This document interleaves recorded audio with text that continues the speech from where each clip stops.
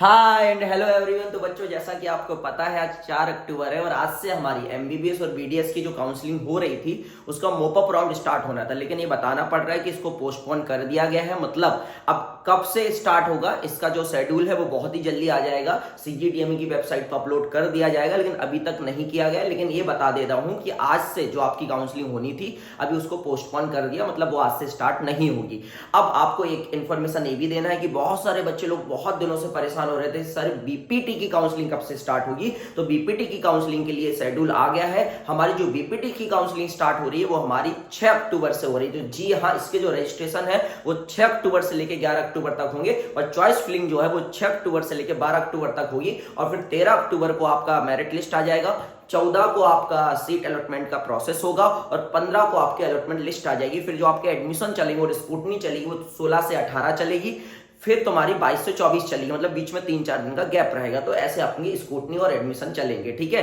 और बाकी इसका सेकंड राउंड क्या है, वो जब सेकंड राउंड का डेट आएगा तो मैं वीडियो बना दूंगा, इन्फॉर्मेशन दे दूंगा। और इसमें बीपीटी में भी बहुत सारे बच्चे बोल रहे हैं कि एक्सपेक्टेड कट ऑफ क्या हो सकता है। तो जैसा कि आप लोग देख रहे हो, इस बार कोई भी कोर्स हो, एमबीबीएस हो, तो उसका तो आपको पता ही एक्सपेक्टेड सबसे जो कट ऑफ है वो सबसे हाई जाता है और कट ऑफ इस बार भी हाई ही गया है। और बाकी जो कोर्सेज होते हैं उनके जो कट ऑफ है वो हमारे एमबीबीएस से कम ही जाते हैं, लेकिन इस बार बाकी कोर्सेज के एमबीबीएस को छोड़ दें।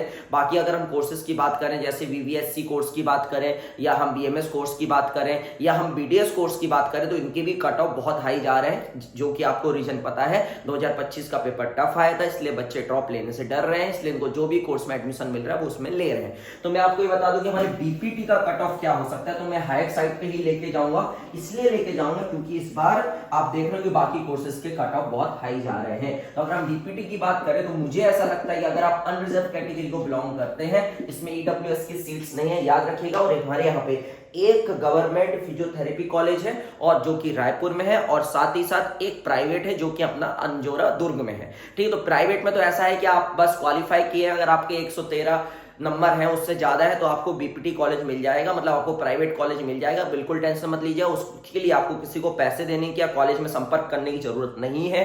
बीपीटी कॉलेज आपको अगर मतलब प्राइवेट की अगर हम बात करें तो आपके अगर कॉलेज क्वालिफाइंग मार्क्स से ज्यादा है तो आपको आराम से कॉलेज मिल जाएगा। उसके लिए आपको किसी काउंसलर को पकड़ने की जरूरत नहीं और किसी को 1 रुपए देने की भी जरूरत नहीं है, आपको वो मिल जाएगा। उसका कट ऑफ मैं आपको बता दे रहा हूँ, आपकी क्वालिफाइंग मार्क्स के बराबर जाएगा। लेकिन बाकी जो गवर्नमेंट बीपीटी की अगर हम बात करें तो उसका थोड़ा कट ऑफ हाई रहेगा। और इस बात से बीपीटी में भी बॉन्ड आ गया है, याद रखिएगा। अगर आप बीपीटी कोर्स को बीच में डिसकंटिन्यू करते तो इसके लिए आपका बॉन्ड आ चुका है, शायद 2 लाख का बॉन्ड है, जो कि आपको 2 लाख रुपए देने पड़ेंगे, ठीक है। तो गवर्नमेंट जो हमारा फिजियोथेरेपी कॉलेज है वो रायपुर में है और मैंने बताया प्राइवेट आपका कहां पे, उसमें सिर्फ 50 सीट ही है। तो अनरिजर्व का जो हमें लगता है इस बार कट ऑफ है वो 400 प्लस जाएगा। अगर आपके 400 प्लस मार्क्स है तो आपको बीपीटी मिल जाएगा, ठीक है। और अगर हम ओबीसी की बात करें तो मुझे लगता है कि 380 प्लस मार्क्स जाएगा। अगर आपके इतने प्लस में मार्क्स है तो आपको मिल जाएगा। अगर हम एससी की बात करें तो मुझे लगता है कि अगर आपके 300 प्लस मार्क्स है तो आपको मिल जाएगा। और अगर हम एसटी की बात करें तो मुझे लगता है कि अगर आपके 245 प्लस मार्क्स हैं तो आपको बीपीटी कोर्स मिल जाएगा। भले फर्स्ट राउंड में नहीं मिलेगा लेकिन सेकंड या थर्ड राउंड में आपको आराम से मिल जाएगा, ठीक है।